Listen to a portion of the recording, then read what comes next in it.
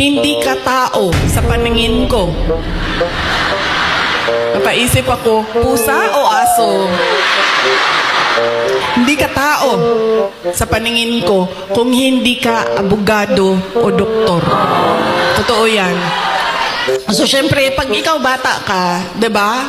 Papasok yan paulit-ulit dyan sa iyo. Hindi nila alam, yung mga magulang ko, nag-apply ako sa University of the Philippines. Sobrang excited ko. Sabi ko sa mga magulang ko, pumasa ako ng UP Diliman yun eh. Pero political science kasi yung kurso, nag-wild, naggalit si PRD.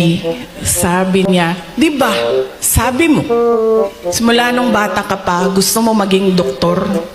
Pre-med ba ang political science? Hindi ka pwede pumasok ng University of the Philippines. Dahil kilala ko ang ugali mo. Anak kita. Alam ko kung anong ugali mo. Sabi niya, marirecruit ka lang ng makabayan, aakyat ka ng bundok, magiging NPA ka.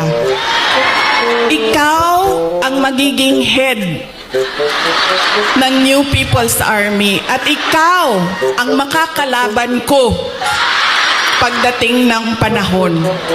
Kaya hindi ka pwede pumasok ng University of the Philippines. So sabi ko sa mama ko, Ma.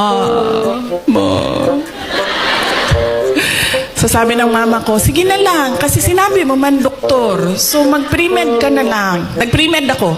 Siyempre, papunta akong doktor, so binilisan ko yon, natapos kaagad ako, and then ito na, mag-medicine na.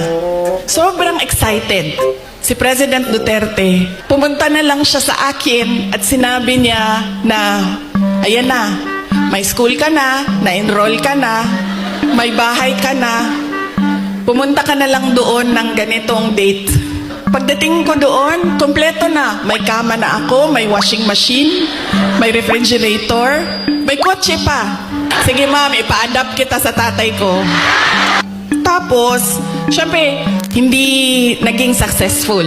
First sem pa lang, alam ko na parang fish out of water. Alam nyo yung, bakit madali para sa kanila, nahihirapan ako. Tapos dumating ang second sem na halos hindi na ako pumapasok. So kinabahan na ako. Di ba sa probinsya, sa Manila, kasi ako nag-med school. Pag ipadala ka sa Manila, parang malaking send-off yon. Congratulations sa anak ko, graduate